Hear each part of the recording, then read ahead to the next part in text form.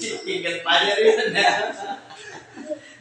Salamat sa Panginoon, naging sa mga magulang ko ni Anjong.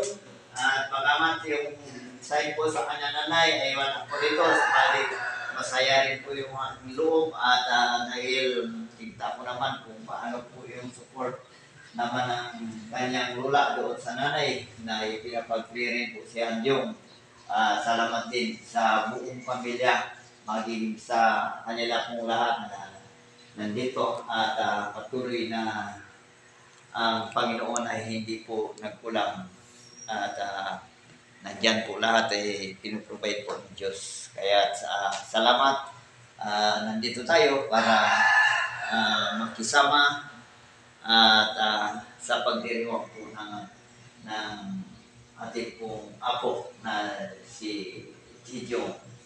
Salamatan ng po. With mo kanya na labingan, demoklaya sa kanya pong paglaki ay kung paano po naglilingkod yung kanyang mga magulang ay ganun din po siya maglilingkod sa Panginoon at higit sa lahat makapagtapos din po siya ng pag-aaral at mag-aral ng pagkapastor.